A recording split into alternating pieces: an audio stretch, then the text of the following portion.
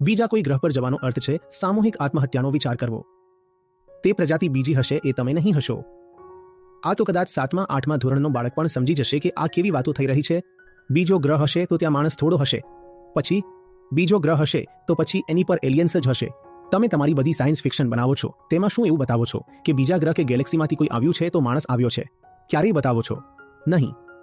તમે તો હંમેશા એક ભદ્દા એલિયનને જ બતાવો છો. એટલે બીજા ગ્રહ પર જે હોય છે એ એક ભદ્દો એલિયન જ હોય છે.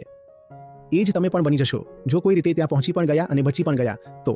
પહેલી વાત તો એ છે કે તમે ત્યાં પહોંચી જ નથી શકતા. તમે તો ફેનની જેમ નીચે ઊભા રહીને સેલ્ફી લઈ રહ્યા છો. આ હું છું, આ રોકેટ છે અને આજુબાજુ મારી દુનિયા સળગી રહી છે અને એ બધા પોતાના રોકેટમાં ભાગી રહ્યા છે અને હું હજુ પણ નીચે ઊભો રહીને ફેનની જેમ સેલ્ફી લઈ રહ્યો છું. તેમણે તમને એક જીવાણું વેચ્યું નથી, આરોપિત કર્યું છે તમારા મગજમાં. જાણો છો તેનું નામ શું છે? પોઝિટિવિટી. કહે છે don't be realistic, be positive. સચ્ચાઈ ન જુઓ, સપનાઓ સજાવો, સત્ય ન જુઓ. ટાઇટાનિક જ્યારે ડૂબી રહ્યું હતું ને ત્યારે લોકોએ માંગ કરી કે સંગીત સંભળાવો. એ બહુ પોઝિટિવ લોકો હતા.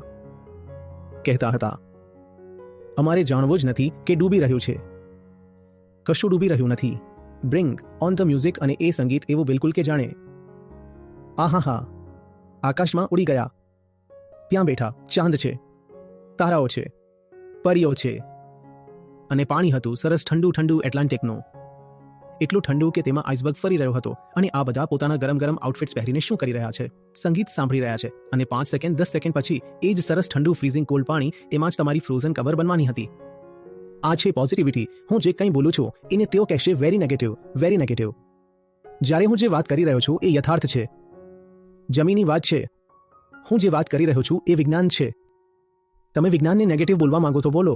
પૃથ્વી ખતમ થઈ જાય, માણસને બચાવવો છે. વાહ રે વાહ, જેને તમે માણસ કહો છો તેની રગે રગ પૃથ્વી છે. પૃથ્વી નહીં રહે તો માણસ ક્યાંથી રહેશે?